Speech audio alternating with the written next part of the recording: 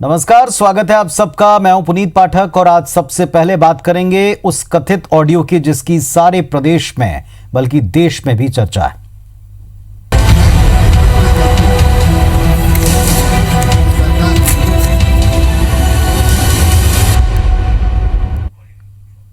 मुख्यमंत्री शिवराज सिंह चौहान के कथित ऑडियो के वायरल होते ही प्रदेश की सियासत गर्मा गई। कथित ऑडियो और वीडियो मुख्यमंत्री शिवराज सिंह चौहान के इंदौर दौरे के दौरान सांवेर के कार्यकर्ताओं से मुलाकात का बताया जा रहा है। इसमें मुख्यमंत्री केंद्रीय नेतृत्व के इशारे पर कमलनाथ सरकार को गिराने की बात कह रहे हैं। हालांकि IBS24 इस ऑडियो या वीडियो की पुष्टि नहीं करता। इस ऑडियो के सामने आने के बाद कांग्रेस ने आगामी उपचुनाव में इसे बड़ा मुद्दा बना लिया। पूर्व मंत्री जीतू पटवारी ने मुख्यमंत्री शिवराज सिंह पर आरोपों की बौछार की है। पटवारी ने कहा कि अब तक जो आरोप कांग्रेस लगाती आई है उसकी पुष्टि खुद मुख्यमंत्री ने कर दी। किस तरह से बीजेपी ने केंद्र के इशारे पर कमलनाथ सरकार गिराई थी। जीतू पटवारी ने इसे आपराधिक कृत्य बताते हुए सुप्रीम कोर्ट तक इसे ले जाने की बात कही है। उधर बीजेपी ने वायरल ऑडियो को फेक बताते हुए इसके पीछे कांग्रेस का हाथ बताया। पहले वायरल ऑडियो सुनिए और उसके बाद जो रिएक्शंस हैं उसको भी आपको दिखाएंगे। लेकिन एक सवाल केंद्रीय नेतृत्व ने तय किया कि सरकार ये बर्बाद कर देगी, तबाह कर देगी। और आप बताओ, ज्योतिरादित्य सिंधिया जी और तुलसी भाई के बिना सरकार गिर सकती थी क्या? और कोई तरीका नहीं था। अच्छा, ये तो मंत्री वहां भी थे और मुख्यमंत्री बनने की तो नहीं सोची। ये तो मंत्री वहां भी थे। अब सुर्री छोड़ रहा है कांग्रेस वाले, गड़बड़ कर दी, घोटाला कर दिया। आज पूरे विश्वास और ईमानदारी के साथ कह रहा हूं इस मंच से, धोखा कांग्रेस ने दिया, धोखा तुलसी सिलावट ने नहीं किया, ज्योतिरादित्य जी ने नहीं किया। एक दर्द कसक के कारण छोड़ी, मंत्री पद छोड़ दिया। सरपंच नहीं छोड़ते भैया, पंची नहीं छोड़ते। अगर रहते थे क्या भरोसा बात नहीं कहने की करे। कांग्रेस पार्टी ने ये निर्णय लिया है कि एक मुख्यमंत्री ने ये स्वीकार किया कि देश की सरकार ने कहा कि आपकी सरकार गिराना है। ये विधि विशेषज्ञों से बात करके सुप्रीम कोर्ट भी कांग्रेस पार्टी इसमें जा सकती है। और कांग्रेस सरकार गिराने को लेकर सीएम शिवराज सिंह के इस वायरल ऑडियो के बाद पूर्व मुख्यमंत्री कमलनाथ ने एक बार फिर बीजेपी पर षड्यंत्र का आरोप लगाया। कमलनाथ ने अपने ट्वीट में लिखा कि मैं तो शुरू दिन से कह रहा था कि बीजेपी ने मेरी बहुमत और जनादेश प्राप्त सरकार को जानबूझकर साजिश और षड्यंत्र प्रलोभन करके गिराया, क्योंकि मेरी सरकार किसानों का कर्ज माफ कर रही थी, युवाओं को रोजगार दे रही थी, महिलाओं को सुरक्षा देकर उनके सम्मान की रक्षा कर रही थी, मिलावट और माफिया के खिलाफ अभियान चला रही थी, प्रदेश में निवेश ला रही थी, निरंतर जनहितैषी कार्य कर रही थी। भाजपा को ये सब सहन नहीं हुआ। उन्होंने कहा कि बीजेपी को डर बैठ गया था कि इन सब कार्यों से उसका वर्षों तक सत्ता का वापसी का रास्ता बंद हो जाता। अब इस बात की पुष्टि हो गई, सच्चाई प्रदेश की जनता के सामने आ गई कि मेरी सरकार को गिराने के लिए किस तरह साजिश रची गई। जो लोग कहते थे कि कांग्रेस की सरकार के पास बहुमत नहीं था, वो अपने असंतोष से गिरी। उनके झूठ अब सबके सामने आ चुके हैं।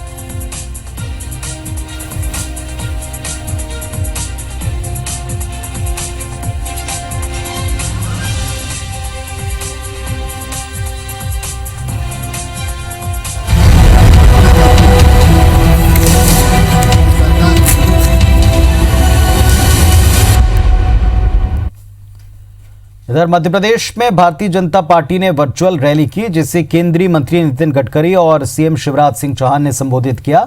अपने संबोधन में केंद्रीय मंत्री नितिन गडकरी ने ऐलान किया कि अगले 3 महीने में चंबल प्रोग्रेस वे पर काम शुरू हो जाएगा।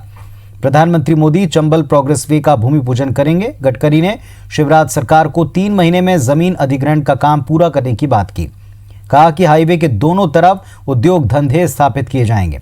गडकरी ने कांग्रेस पर हमला बोला। पीएम मोदी की जमकर तारीफ की। कहा कि कांग्रेस जो काम 55 से 60 साल में नहीं कर पाई, वो प्रधानमंत्री मोदी के शासन में 5 साल में हो गया। वहीं सीएम शिवराज सिंह ने रैली को संबोधित करते हुए पीएम मोदी की जमकर तारीफ की, कांग्रेस को जमकर घेरा। उन्होंने आरोप लगाया कि पूर्व सरकार ने प्रदेश को बदनाम कर दिया, मंत्रालय को दलालों का अड्डा बना दिया। शिवराज सिंह ने कहा कि हम मध्य प्रदेश को आत्मनिर्भर बनाएंगे। कि शिवराज जी के नेतृत्व में मध्य प्रदेश ही बदलेगा, मोदी जी के नेतृत्व में हिंदुस्तान भी बदलेगा, मध्य प्रदेश भी आत्मनिर्भर होगा और हिंदुस्तान भी आत्मनिर्भर होगा। शिवराज जी को विशेष रूप से बधाई देता हूं और शायद मुझे लगता है कि चंबल एक्सप्रेस हाईवे के भूमि पूजन के लिए मैं जरूर मध्य प्रदेश आऊंगा। और शिवराज जी, आपका, नरेंद्र जी का जो सपना है, इस हाईवे को जैसे आप लैंड एक्विजिशन पूरी करोगे, आप तुरंत मुझे बताइए, हम तुरंत रोड बनाने के कार्य के लिए शुरुआत करेंगे। मध्य प्रदेश के सेक्रेटरीट को, वल्लभ भवन को दलालों का अड्डा कमलनाथ और दिग्विजय सिंह ने बना दिया था। विकास के सारे काम ठप। अब तक 26,000 करोड़ रुपया गरीब किसान, माताओं बहनों और बेटे बेटी, भांजे भांजियों के खाते में डाले जा चुके हैं। गेहूं खरीदी मेरा रिकॉर्ड बन गया। चलिए, हमारे सहयोगी सुधीर दंडोतिया हमारे साथ में लाइव जुड़ रहे हैं। सुधीर का रुख करते हैं। सुधीर, जमकर निशाना साधा है केंद्रीय मंत्री ने भी और प्रदेश के मुखिया ने भी, क्या असर रहा है इसका? देखिए, बिल्कुल रैली जो है मोदी सरकार के दूसरे कार्यकाल के 1 साल की उपलब्धियों प्रति, पर लेकिन लगा ऐसा कि जैसे मध्य प्रदेश के अंदर चुनाव की सौगात शुरू हो गई और आने वाले उपचुनाव से पहले जो चुनावी रैलियां होती हैं, लगभग उसी अंदाज में केंद्रीय मंत्री नितिन गडकरी और प्रदेश के मुख्यमंत्री शिवराज सिंह चौहान नजर आए। निशाने पर कमलनाथ सरकार थी, कांग्रेस की सरकार से ज्यादा, सबसे ज्यादा मध्य प्रदेश की जो पुरानी कमलनाथ की सरकार और दिग्विजय सिंह, ये कहीं ना कहीं मुख्यमंत्री शिवराज सिंह चौहान के निशाने पर है। और इसके अलावा कांग्रेस की सरकार को लेकर भी नितिन गडकरी ने हमला बोला। जो उपलब्धियां थी उनको काफी संक्षेप में बताया गया, पर लेकिन जो बात की गई थी हमलावर लहजे के तौर पर, वो काफी लंबी थी। मध्य प्रदेश के अंदर चुनाव को लेकर बड़ी घोषणा की बात है, जो कि पिछले दिनों शिवराज सिंह चौहान ने ट्वीट करके कही थी। उस बात को आगे बढ़ाते हुए नितिन गडकरी ने चंबल प्रोग्रेस वे को आगे बढ़ाने की बात यहां पर कही है। मध्य प्रदेश के चुनाव में एक बड़ा मुद्दा है चंबल प्रोग्रेस वे और 16 सीटें जो कि ग्वालियर चंबल अंचल से आती है, वहां से गुजरने वाले इस हाईवे को लेकर नितिन गडकरी ने ऐलान किया कि अगर प्रदेश की सरकार 3 महीने के अंदर जमीन का अधिग्रहण करती है तो खुद वो प्रधानमंत्री नरेंद्र मोदी को इस एक्सप्रेस वे के उद्घाटन में लेकर आएंगे, भूमि पूजन के, माफ कीजिएगा, भूमि पूजन के लिए खुद प्रधानमंत्री को लेकर आएंगे। और लगभग पुनीत ये वो समय होगा जब मध्य प्रदेश के अंदर चुनाव की शुरुआत शुरू होगी या फिर चुनाव की तारीखों का ऐलान होगा। ये अपने आप में एक बड़ा मुद्दा हो सकता है। इसके अलावा मुख्यमंत्री शिवराज सिंह चौहान की अगर बात करें तो उन्होंने रैली में पूरी जो कांग्रेस की सरकार थी उस पर जमकर हमला बोला।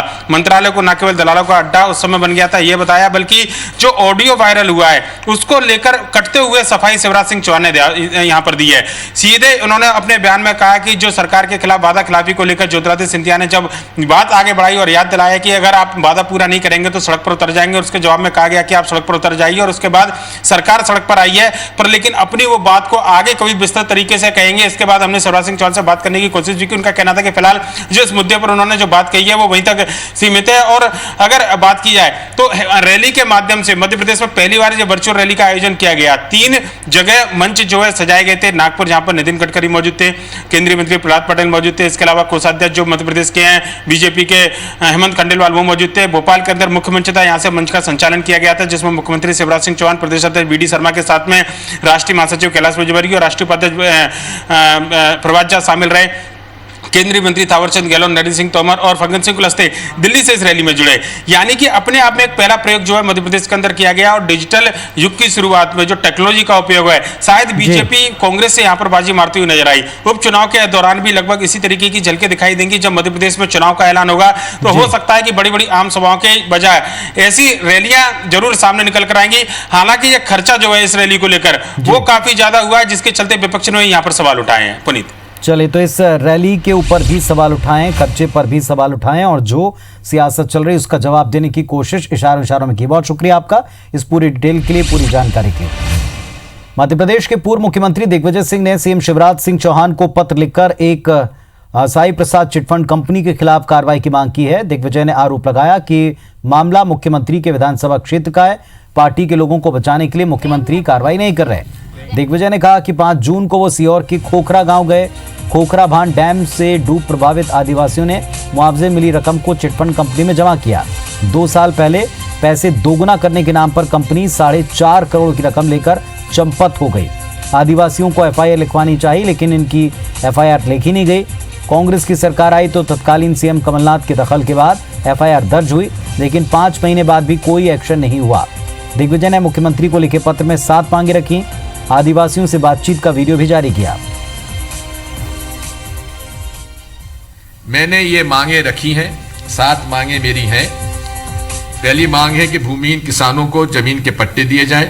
जिस कंपनी ने लूट की है उसके प्रॉपर्टी जब्त करके बेचकर इनको पैसे दिलवाए जाएं। इस मामले में तत्काल एसआईटी का गठन करके इसकी जांच की जाए। चलिए अब आपको एक हैरान कर देने वाली खबर दिखाएंगे रतलाम से। लोग कोरोना के इलाज के लिए झाड़ फूंक और तंत्र मंत्र का सहारा ले रहे हैं। लोग तांत्रिक और बाबाओं की शरण में जा रहे हैं। अंधविश्वास से भरा यह कदम कोरोना विस्फोट के इस दौर में लोगों के लिए खतरनाक भी साबित हुआ। 24 लोगों की कोरोना रिपोर्ट पॉजिटिव आई। पता चला इनमें से 13 लोग बाबाओं के संपर्क में आकर संक्रमित हुए। यहां तक कि कुछ दिन पहले कोरोना की चपेट में आकर एक बाबा की मौत तक हो चुकी है। ये तंत्र मंत्र से लोगों का इलाज करते थे। इनके संपर्क में आने वाले लोगों के सैंपल लेकर जांच के लिए भेजे गए। 23 पॉजिटिव लोगों में 13 लोग बाबा के संपर्क में आकर ही संक्रमित हुए। फिलहाल प्रशासन अलर्ट पर है। इलाके के 37 ऐसे बाबा और झाड़ फूंक करने वालों को क्वारंटाइन किया है। जाहिर है अंधविश्वास इस कदर लोगों के दिमाग पर हावी है कि झाड़ फूंक के चक्कर में अपनी जान भी दांव पर लगा रहे हैं। जरूरत है ऐसे लोगों से बचने की जो अंधविश्वास फैलाते हैं, जो ये दावा करते हैं कि वो तंत्र मंत्र से कोई भी बीमारी ठीक कर सकते हैं। मैं 3 बरस से करता हूँ और यार घर पे 3 महीने से घर पे बैठा हूँ, कहीं आना जाना कुछ भी नहीं। ये अल्लाह कर रहे घर पे रह रहे, दुआ कर रहे सरकार से कि अल्लाह ताला अच्छा कर दे, लोगों को कोरोना कर दे। और 3 दिन से हमारे घर पे पटक रहेगा। स्थान है जहाँ लोगों की श्रद्धा है, लोग आके सुमन पेश करते हैं। हमसे जो बनता है हम करते हैं, झाड़ फूक करते हैं, लोग अच्छे होते हैं। 25 साल पुराना हमारा स्थान है। हमारे अभी 3 महीने से बिल्कुल लॉकडाउन की वजह से बंद है। जो झाड़ फूक करके पानी मथर के और फूक मार के इलाज करते थे, पॉजिटिव आ गए थे और उनकी डेथ हो गई थी। तो उसकी कॉन्टेक्ट हिस्ट्री जब हमने निकाली तो एक लंबी चौड़ी लिस्ट सामने आई, जिस पर से ये निर्णय लिया गया कि जितने भी इस तरह के लोग उनको सबको अभी एहतियात के बतौर हमने क्वारंटाइन किया है, जो 37 के आसपास संख्या है। ग्वालियर के डबरा पहुंचे पूर्व मंत्री लाखन सिंह, पूर्व मंत्री विजयलक्ष्मी साधो, हिना कांवरे और ग्वालियर जिला कांग्रेस अध्यक्ष अशोक सिंह ने कार्यकर्ताओं की बैठक ली। इस दौरान कार्यकर्ताओं से पार्टी को मजबूत बनाने और उपचुनाव में जीत दिलाने की बात कही गई। कांग्रेस नेताओं ने सिंधिया और उनके समर्थक पूर्व विधायकों पर जमकर निशाना साधा।